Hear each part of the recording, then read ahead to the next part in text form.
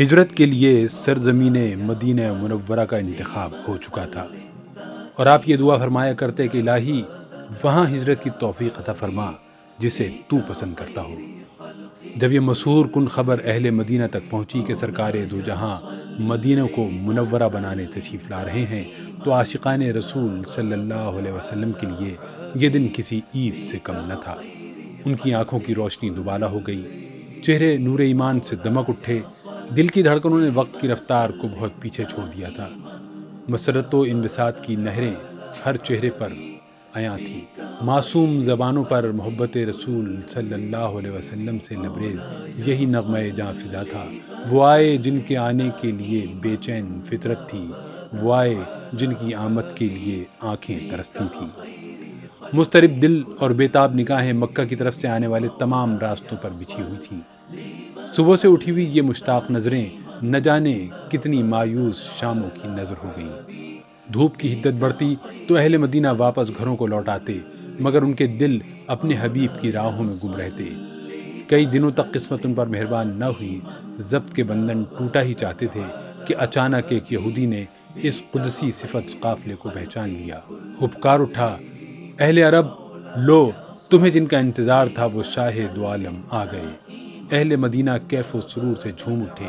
تاجدار کائنات کے استقبال کے لیے اہل مدینہ ہتھیار سجائے اپنے گھروں سے نکل آئے اور راستوں پر دوڑ پڑے۔ انتظار کی گھڑیاں ختم ہو چکی تھیں۔ سرکار دو عالم اہل مدینہ کے درمیان تھے۔ وفور جذبات سے ان کی آنکھیں اشکبار تھیں اور ہونٹ وقف تشکر تھے۔ افق مدینہ آفتاب رسالت کی کرنوں سے جگمگا رہا تھا اور اہل محبت کے عقیدت بھرے دلوں کو منور کر رہا تھا۔ بچوں تک میں مسرت کی لہر دوڑ گئی تھی۔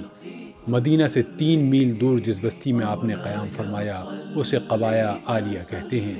یوں تو ہر کوئی اللہ کے رسول کا میزبان بننا چاہتا تھا، مگر یہ شرف عمرو بن عوف کے خاندان کا مقدر ہوا، جس کے سربراہ کلثوم بن الحدم تھے۔ آپ دوشنبہ 12 ربیع الاول سن 1 ہجری میں قباء تشریف فرما ہوئے۔ 4 دن تک آپ نے قباء میں قیام فرمایا۔ بعض روایات میں 1 ہفتے سے کم کا ذکر بھی ہے۔ قیام قباء کے دوران آپ نے مسجد قباء کی تاسیس فرمائی، جو تاریخ اسلام کی پہلی مسجد ہے۔ آپ نے بنفس نفیس صحابہ کرام کے ساتھ مسجد کی تعمیر میں حصہ لیا اور قیام قباء کے دوران آپ اسی مسجد میں نماز پڑھاتے رہے۔ آنے والے دنوں کی تاریخ رقم ہو رہی تھی۔ آپ کے نقش قدم روشن منزلوں کے جگمگاتے سنگ میل بن گئے۔ قباء میں قیام کے دوران وہ تاریخی لمحہ بھی آیا جب آپ نے سفر مدینہ کا عزم فرمایا۔ یہ جمعۃ المبارک کا دن تھا۔ الفار کے قبائل پیش قدمی کے لیے حاضر تھے۔ شمع رسالت کے پروانے نعرہ تکبیر لگاتے آپ کے ہمراہ تھے۔ قباء سے مدینہ تک راستے کے دونوں جانب مشتاقان دید آپ کی ایک جھلک دیکھنے کے لیے بےتاب تھے۔ راستے میں ہر شخص اور ہر قبیلہ اپنی عقیدت، ثروت، خدمت اور محبت کا اظہار کرتا۔ آپ ہر شخص کو دعا دیتے ہوئے آگے بڑھ رہے تھے۔ چلتے چلتے وادی کے بطن میں مقیم دار نبی سالم کا محلہ آیا، جہاں قبیلہ بنو سالم بھی مقیم تھا۔ جمعے کا وقت ہو چکا تھا۔ تاریخ اسلام میں جمعہ کی پہلی نماز اسی جگہ پر ادا کی اور وہاں مسجد اب بھی اسی دور کی یاد دلاتی ہے۔ مسجد جمعہ اسی تاریخ مقام کی یادگار ہے۔ آپ نے اس مقام پر ایک بلیغ خطبہ دیا اور اہل ایمان کے دلوں کو منور کیا۔ اس پرشکوہ اجتماع کے بعد سوئے بطحا سفر جاری ہوا۔ راستے بھر میں رخ انور کی زیارت کے لیے ہر ایک نظر بے چین تھی۔ دار بنو ساعدہ اور دار بنو حارث میں آپ کا فقید المثال استقبال کیا گیا۔ جس نے بھی حضور کو ٹھہرانے کی التجا کی، آپ کا ایک ہی جواب تھا، میری ناقہ من جانب اللہ معمور ہے، جہاں حکم خداوندی ہوگا وہیں ٹھہرے گی۔ ایمانی قوت سے لبریز کارواں چلتے چلتے مدینہ پہنچا تو بنی نجار کی معصوم بچیاں ان استقبالیہ اشعار کے ساتھ شکر خداوندی بجا لائیں۔ کوہ ودا کی گھاٹیوں سے 14ویں کا چاند طلوع ہو گیا ہے، ہم پر خدا کا شکر ادا کرنا واجب ہے، جب تک دعا مانگنے والے دعا مانگے۔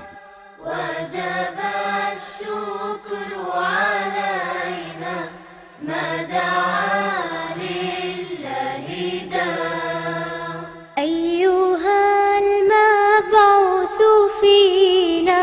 جئت بالأمر المطاع، جئت شرفت المدينة، مرحبا يا خير داع. طلع البدر علينا من ثنيات الوداع، وجب الشكر علينا ما دعا لله داع.